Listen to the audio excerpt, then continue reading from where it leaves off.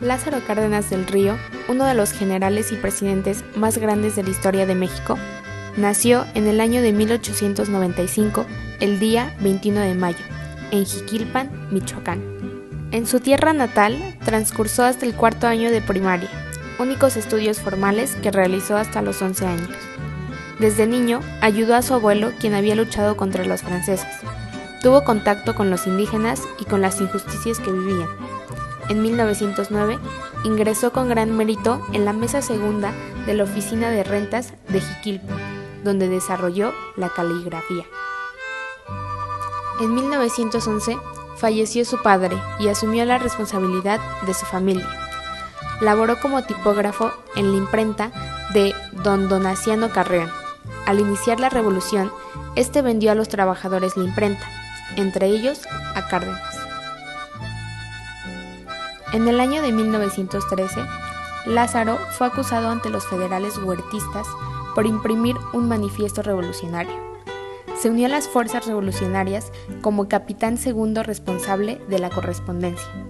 Años después, durante el gobierno de Carranza, Cárdenas alcanzó el grado de coronel y se involucró al plan de Agua Prieta en contra de Carranza. Al triunfo de este movimiento, el presidente interino, Adolfo de la Huerta, ascendió a Cárdenas al grado de general brigadier. El 1 de abril de 1928 fue nombrado general de división. En ese año fue postulado como candidato al gobierno de Michoacán. Ejerció de 1928 a 1932. Se dedicó a escuchar al pueblo, estimuló la formación de agrupaciones obreras y campesinas, unió y organizó las fuerzas políticas e impulsó el lema Unión, Tierra y Trabajo. El 15 de octubre de 1930 dejó la gubernatura de su estado para dedicarse a la campaña que posteriormente lo impulsaría a la presidencia el 1 de diciembre de 1934. Su mandato se reconoce como el más significativo de los procedentes de la revolución, pues trajo consigo muchos beneficios para los diferentes sectores de la población, aumentando el desarrollo del país. Pero ¿cuáles fueron dichos acontecimientos que marcaron su gobierno? Primero que nada, su gobierno se identifica por el reparto de tierras y la restitución de ejidos, así como también por el apoyo de los trabajadores tras crear la Confederación de Trabajadores de México, lo cual fue muy significativo debido a que esto le permitió ganarse el apoyo de obreros y campesinos principalmente. También ofreció apoyos económicos a los campesinos más desfavorecidos, lo cual fomentó el desarrollo del campo. De la misma manera, en su gobierno se notó un avance notable en la educación pública, ya que se creó una de las escuelas más importantes, que fue el Instituto Politécnico Nacional. Además, aumentó la educación campesina con mayores escuelas y profesores rurales. Asimismo, fungió un papel importante para la cultura, pues fundó el Fondo de la Cultura Económica y el Instituto Nacional de Antropología. Por otra parte, resulta indispensable destacar su influencia con el petróleo, debido a que el 18 de marzo de 1938 decretó la expropiación petrolera, en donde se planteaba que el país recuperaba el poder del subsuelo y los mantos petrolíferos, así como también se comprometía a pagar la indemnización hacia las compañías expropiadas. Esto claramente consiguió el apoyo de la población y representó un gran avance para el desarrollo del país. En cuestión de la relación con otros países, Cárdenas se reconoce por ser simpatizante. Un ejemplo de ello fue cuando recibió a los españoles que huyen de la guerra civil, o cuando se manifestó por la agresión de potencias imperialistas, como Alemania, Italia y Japón, hacia países débiles, España, Austria, Checoslovaquia y China. Finalmente, en 1940, Cárdenas dio fin a su mandato, dejando la presidencia en manos del general Manuel Ávila Camacho. Sin embargo, la repercusión del cardenismo aún sigue presente por las grandes aportaciones hacia el crecimiento económico y el avance del proletariado mexicano. Como se mencionaba anteriormente, la reforma agraria fue parte fundamental en el cardenismo, pues esta brindó grandes oportunidades para la población más desfavorecida. De esta forma, se puede recalcar que la reforma agraria es una forma de justicia social y de desarrollo económico. La legislación realizó grandes transformaciones notorias sociales y territoriales. El cultivo de la caña de azúcar y la industria azucarera tuvieron una gran repercusión en esa década. Las agroindustrias eran propiedad privada y la ley agraria las resguardaba. El artículo 27 de la Constitución logró darle forma legal a las aspiraciones agrarias, las cuales estaban especificadas en los distintos planes revolucionarios. Asimismo, estableció el dominio de la nación sobre tierras, aguas y sobre los productos del subsuelo. También la conservación y vigilancia de los recursos minerales encomendadas al Estado y la equitativa distribución de esos recursos. En consecuencia del cumplimiento de la ley ya mencionada, se estableció la Comisión Nacional Agraria y las locales de los estados, con motivo de restituir y dotar a los pueblos de tierras y aguas para cultivo.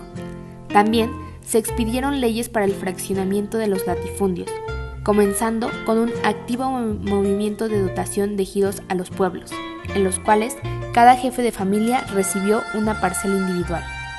Siendo Lázaro Cárdenas presidente de México y Luis Rodríguez presidente del Partido Nacional Revolucionario, PNR, se buscó responder a los verdaderos propósitos de la revolución y reorientar al partido a uno de carácter popular, defensor de los campesinos y los obreros. Bajo este nuevo panorama, se promovió la organización entre las principales agrupaciones y se les incluyó como parte del mismo. Se convocó a todas las ligas agrarias estatales, territoriales y del Distrito Federal y a todos los sindicatos campesinos a un congreso que se celebró los días 26, 27 y 28 de agosto de 1938 en la Ciudad de México. Así, el 28 de agosto nació la Confederación Nacional Campesina. Su distintivo fue Campesinos de América Unidos, su lema Tierra y Libertad, y su primer secretario general fue el profesor Graciano Sánchez. Entre sus principales objetivos figuraban el reparto agrario, ayudar a los campesinos a solucionar sus problemas, tramitar las demandas en las dependencias oficiales y asegurar que los funcionarios locales no obstaculizaran el proceso de distribución de la tierra. En cuanto a la finalidad de la reforma agraria, esta no solo era libertad social y económica a los campesinos, convirtiéndolos en agricultores independientes, sino también aumentar la producción, sustituyendo a las prácticas rutinarias por técnicas modernizadas.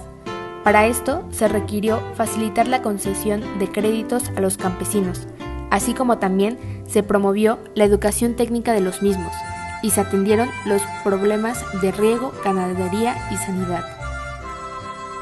Los movimientos revolucionarios representaron grandes y notables cambios en las formas de gobierno dentro del país en su época.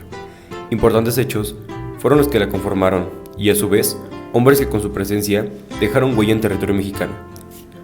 A juzgar por la historia de Cárdenas y su importante participación como procedente durante su mandato culminado en 1940, pasando a la historia con su glorioso gobierno, que abrió brecha después de todos los beneficios que le otorgó al país.